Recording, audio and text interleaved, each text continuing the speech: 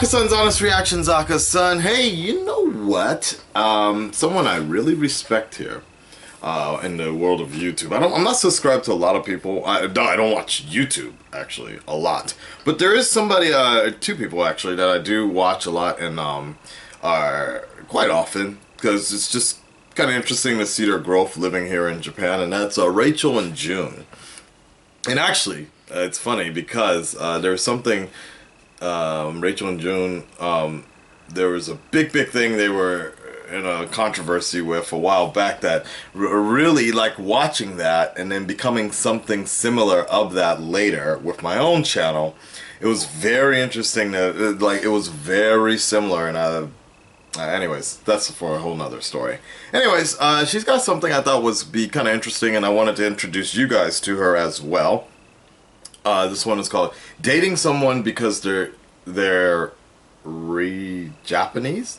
Because they're Japanese. The apostrophe didn't come up with the download and such. Interesting. I want to see what this is about. She's cute, by the way. I'm not gonna, like, sorry, June. They're married. They're married, but by far, they are cute. She is cute. Actually, June's kind of cute, too. But pause. Hey, guys. Today I want to talk about kind of a complicated... Nice! 60 frames per second. Subject. Looks good. We get a lot of questions that are, how can I date a Japanese guy? Or, do Japanese girls like guys with long hair? Or, most commonly of all, people just say, I want to date a Japanese person. And I think this is a really important topic to talk about. First of all, I'm curious to those of you who have been thinking things like this, why specifically single out Japanese people? Good question. If you're compatible with someone, then it shouldn't really matter what ethnicity they are or what country they're from. Very right? true. I get a little worried sometimes when I see comments like this that people are basing that want off of stereotypes that they have about Japanese people. The most common one that we hear about, of course, is men saying, I want a Japanese wife because she's going to stay at home and do all the cooking and cleaning. Easy to live. She's going to let me be the head of the house and make all the decisions. And I thought that too, but servient, you know, that sort of thing. And not even close. I also hear a lot on the opposite side of things. People say, I don't ever want to date Japanese people because, and the most common thing I hear about this is women saying, Japanese men are abusive to their wives, or they expect to make all the decisions. They expect their women to stay at home and clean and just have babies and stuff like that. And both sides of this, these stereotypes, these are bad. Putting aside for a moment the fact that it's offensive to generalize an entire population like that, you can't generalize. She reminds me of Gwyneth Paltrow. There are lots of fun videos and blog posts on the internet that list ways to date in Japan. And while I think they're fun to look at, they're kind of like Facebook quizzes. They don't actually mean much. Generalizations like that work great when you're talking about manners and etiquette and things like that, because manners apply to large portions of people. You're going to enact your manners around lots of people, not just a single person. So for example, if you go on a subway in Japan, you can say, I shouldn't talk on my phone because it's going to bother a lot of people. And that would be true because maybe, let's say statistically, 80 out of the 100 people around you would be bothered if you talked on your phone. But you can't point at one specific person on the train and say, I would bother that guy if I talked on my phone. Because you don't know that guy. You have no idea what he's thinking. So generalizations don't work. I kind of get it, yeah. I was thinking about something else. When you're in a relationship, you're dating one person, generally. You're not dating the entire subway. So you have no idea what that one person's thoughts and ideals and mindset is going to be about everything. Sorry, there was a dirty joke that just went through my head. Like a person. You can't base how to date them off of generalizations. So wanting to date or not date Japanese people based off of stereotypes isn't really a good thing. But are there reasons that are okay for wanting to specifically date Japanese people? This is so complicated, and I don't think it's very cut or dry. People have preferences. Some people like skinny people, some people like chubby people, some people like blonde, some people like redheads, some people like monolids, some people like narrow noses, some people like tan skin, some people like hairy chests. That's just a personal preference. Hairy chest. You can't really help what you're attracted to. As long as you're not stereotyping someone and you're open to dating other people if someone you're compatible with comes along, I personally don't think it's a problem.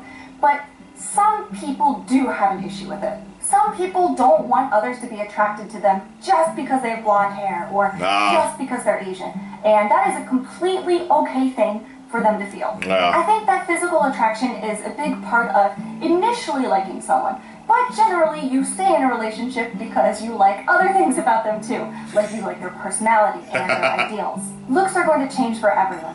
That's just how life goes. True. So while I think it's okay to have physical preferences, you also need more to a relationship than just that. Unless, you know, you're just looking for like a mutual agreement, friends with benefits kind of relationship. And that's your decision to make too. And I know you can't really tell people how to date. People are gonna That laugh at the end was like... It's not hurting anyone else. Something happened there? I don't really think it's anyone's business. There are people here in Japan who only want to date foreigners. We call them gaijin hunters. Yeah. I personally think, why not let gaijin hunters and people with yellow fever date each other? Because maybe they're just going to be super freaking happy together. I don't know.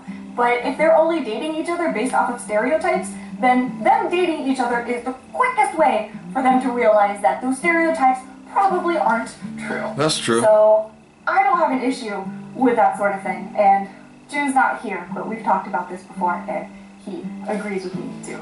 All this I'm going personally on. kind of if everyone's happy and healthy in a relationship, then I don't care. It's none of my business. They can do whatever they want, sort of person. But that's just me.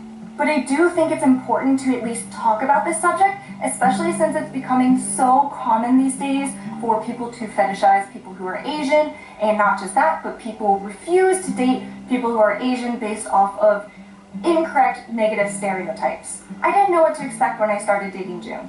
I met him the very first day that I came to Japan, and I heard so many things. Like Japanese men are abusive, or Japanese men are controlling, or they sleep around, they don't let women make decisions, and all that kind of stuff. So Funny, that's what they say about black guys. In the beginning, tried really hard not to become interested in him because I was really worried about those things. I thought, oh, he seems like the nicest guy in the world, and he can cook, and he's athletic, and he's so smart and sexy, but maybe secretly he doesn't respect women, or maybe he would expect a woman to stay at home and cook and have kids and stuff like that. But none of those things were true.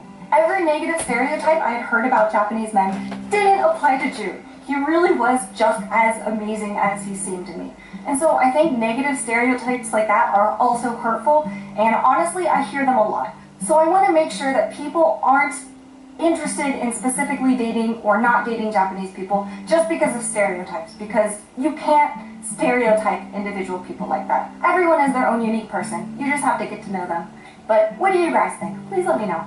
Thanks for watching. Bye. Becoming Japanese is one of the biggest circle jerk conversations out there. Circle jerk. You have people saying they wish they were Japanese or Japanese citizens, and then you have people saying, you will never be Japanese. The problem with this discussion is no one is talking about the same thing.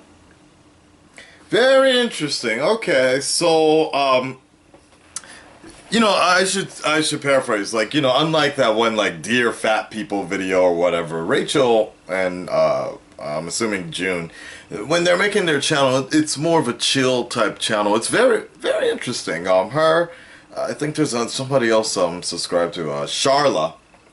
Same thing. They don't really do stuff for comedy, so to speak. You know, like for entertainment value. Like the entertainment is just purely based on the fact that they live in Japan. This is J-vlogging 101 for those that didn't know. That's what I do sometimes.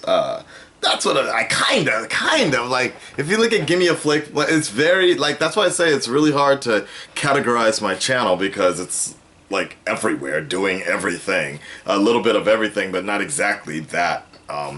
So the entertainment is a little different. So you know, I guess you wouldn't expect her to do too much. She was just kind of talking from the heart, and I can understand her position. I guess, like, what can I say about, like, the only thing I can say about it is, like, she's right about the stereotypes that people have. You know, when my sort of life started a little differently, because I was dating a Japanese woman while I was in Los Angeles for 6 years. The longest relationship I ever had is 6 years. I was with her, and she was technically, she was my last girlfriend. We broke up in we broke up in 2006, and just went our different ways. And I still talk to her occasionally, or whatever. But that was pretty much it. But so I learned a lot about like Japanese culture and Japanese women in general through her. So by the time I even decided to come out here and live in Japan, I was already sort of adjusted, specifically because she's from the same area that I'm living in now. So I was even more kind of commonplace to like how more Inaka or country type of girls think sometimes. But but then you do have women. You do have women like Ayumi and such who, like, yeah, they're like gaijin chasers, gaijin hunters. Like, they can't see themselves in a relationship with a Japanese man for whatever reason, and they exclusively sort of just hunt like foreigners and such. Ayumi has a particular type that she likes, like very European, blonde hair, probably, very model, like some model type face. But she's dated other guys. Like last couple of guys was India. No, in the what do you call those dudes? Not Indian. Nepalese. So it was. I know the kind of type of person she wants to date, and I also know the kind of girl I want to date is, like Rachel was kind of talking about this, like, it's good to have that. You can't help who you get attracted to or what's physically attractive to you, especially men. Men are visual creatures because we are. Not to sound too chauvinistic or so, but we are the providers. Inside, most men are going to be. We want to be the providers, so everything else is like we look at things at a very physical based appearance in the beginning, and then after that, hopefully, there's more on the inside. But it's all about the looks, the attraction in the beginning, the right type of makeup, the way everything is displayed, the way women look at clothes when they're window shopping or when they're in the stores. Display is everything for men when it comes to finding a woman and such. And then hopefully the personality after that matches up. But she's exactly right about that. It's like, yeah, you could just hook up with a woman and, you start to realize after a while, you kind of know. This goes for just dating in general. You just kind of know, like, okay, this personality isn't going to work in the long run. And it's better. That's when you really got to be strong and firm and just break it off at that time. Yeah, it might be good. The sex might be good. Things like that. But better to break up. And that is one other thing about Japanese relationships, especially when dating Japanese women. They generally want to become, this is a little strange, but you have to be boyfriend and girlfriend before even being able to test drive things.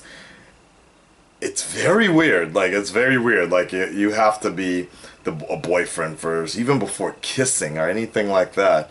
You have to be boyfriend and girlfriend first, and I always thought that was the strangest fucking thing, but whatever. You will run into women like that. Anyways, that's it. There wasn't much else I can say. Just, like, take Rachel's advice and such. Just keep it in mind, and I do agree with her in the fact that you do need to, like, just try to keep everything in mind, basically. Like, if you stereotype things too much, and if you have sort of a niche sort of a idea, then you're going to not have many chances of finding someone nice, right for you, so to speak. I have a specific type of girl that makes me just go and no, it isn't Korean. but I won't limit myself to that type of girl only. if that was the case, I'd be the loneliest motherfucker all day because nobody in Fukuoka looks that way, acts that particular way. So, and specifically, you know, the type of woman I would like if would be more Hispanic. And you're not gonna find that obviously in Japan. So, definitely keep an open mind, guys. That's my advice to you. All right, thank you, Rachel and June. I'm out.